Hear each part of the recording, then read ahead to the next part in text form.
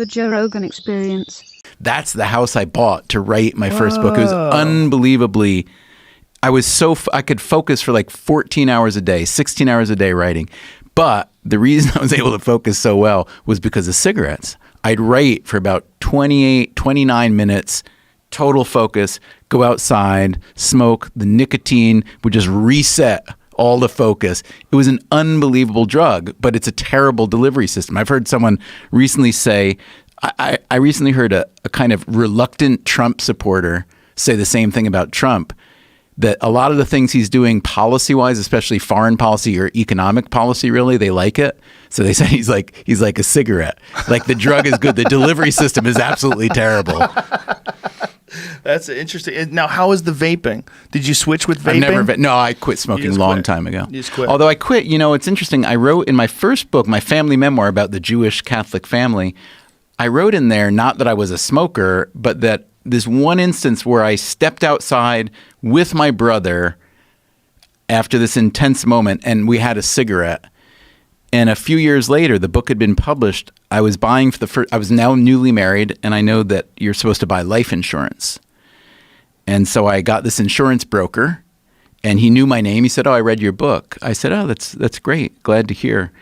And then we started to price out the insurance, and he said, "What do you do? Are you a smoker?" I said, "No, not a smoker," because I'd quit a few years earlier.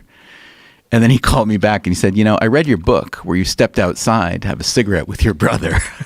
All of a sudden, I got the smoking rate for life insurance. So, even though you quit? Yeah, even though I quit. Because you used to smoke? Yeah. Oh, yeah. Oh, so have you smoked at all? Well, that's not what I thought. He asked me, "Are you a smoker?" I said no, because I'd quit. But anyway. Isn't there scientifically, there's a certain time window when your lungs are fully recovered? They also say, so this message I would say is really serious for anybody. Even if you've been smoking 40 years, they say if you quit, your lungs can actually recover greatly. So It's worth it. Yeah, I think smoking is, I hate to say it, I think smoking is a terrible idea. It's a terrible idea. There's no ifs, ands, or buts. On the other hand, does vaping replace the feel? Like Adam Curry switched to vaping. Yeah. He had this crazy contraption. One of those guys who's into really complicated, garage remote control looking vaping things.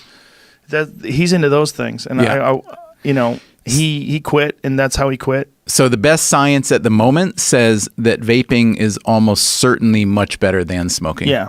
Because they don't know all the chemicals and all the potential damage that vaping may or may not do, but they do know the damage that combustible cigarettes and all the chemicals there are demonstrably pretty bad. That we know. So even though, like you said, we were told doctors do it, this is the best. We were told the same thing about sugar. Sugar gives you a great boost and so on. It's awful. But again, my take is if you want to smoke, go ahead.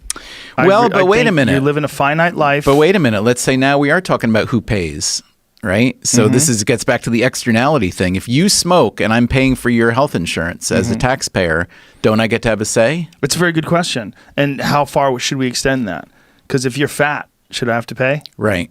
You keep eating. Why do you keep eating? Right. Okay. If you don't sleep well and you're prone to heart attacks, so am I supposed to pay? Right. Why don't you sleep more? There's so many variables. Are you a guy who rock climbs? Well, what if you fall and break your leg? I have to fucking pay for that? There's a lot of variables. So you got to wonder about when you start breaking down how much assistance people get based on their life choices. But the way to do that is to price it. And this is where economists are really useful.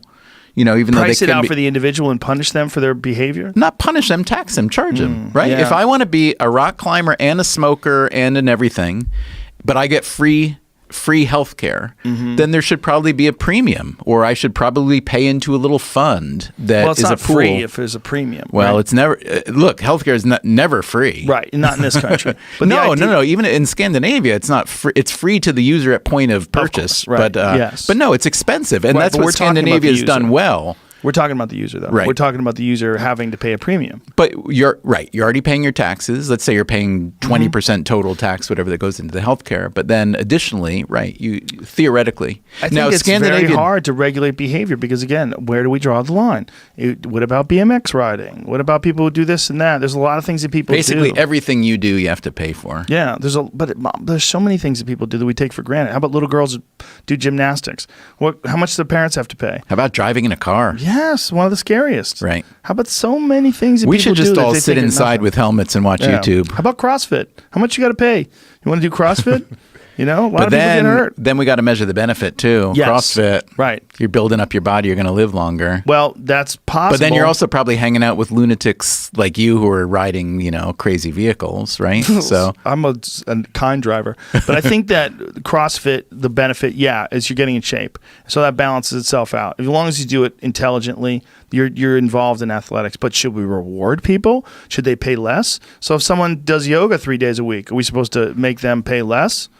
I mean, I think you get into some weird swampy area and people start to juke the system the same way when, people got paid for rats. They let rats loose and then fucking killed them because Right. people are gross. yeah, but we're improving Yes. again as a species. Yes. Let's not lose sight of that.